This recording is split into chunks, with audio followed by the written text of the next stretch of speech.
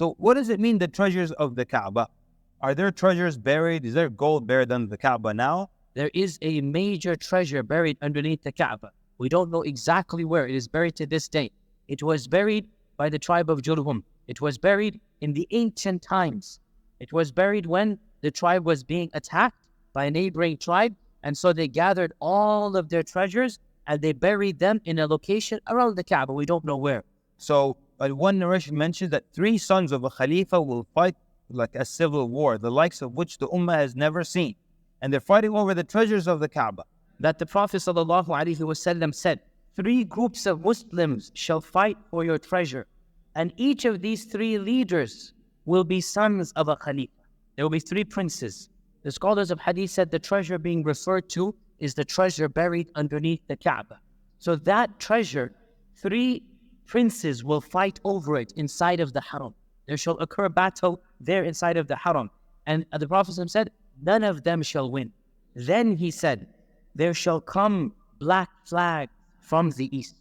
And then a war shall ensue between the Muslims that no ummah has ever undergone such a severe war. Another narration in the Muslim Imam Ahmad says, when you see these black flags, then realize that the Mahdi will be with them.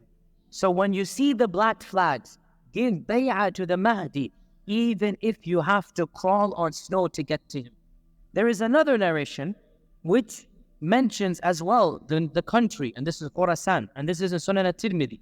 There shall come from Khurasan black flags, and they shall continue until they reach Jerusalem, and nothing will be able to stop them. They will reconquer Jerusalem. Also, my brothers and my sisters, from amongst the minor signs of the Day of Judgment, and Nabi alayhi salatu wasalam, he says, will come to a time where the Medina al-Munawwara will not exist the way it used to exist. And Medina al-Munawwara would not exist, will be a dead place.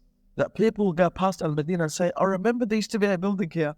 I remember there used to be a mosque here.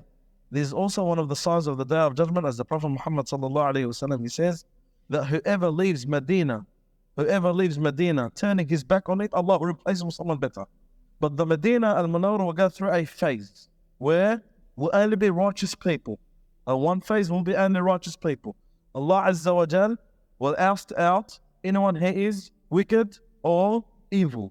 And then Medina al-Munawwara, the actual city, will deteriorate and will start to slow down and vanish. The Nabi sallallahu alayhi wasallam will say, the Day of Judgment will not take place until the whole Kaaba is vanished. Who will destroy the Kaaba? And Nabi sallallahu alayhi wasallam says, I could see him, as if I could see him. A man from Habasha, from Abyssinia. His shins are thin, black man. He comes, he takes down the Kaaba rock by rock.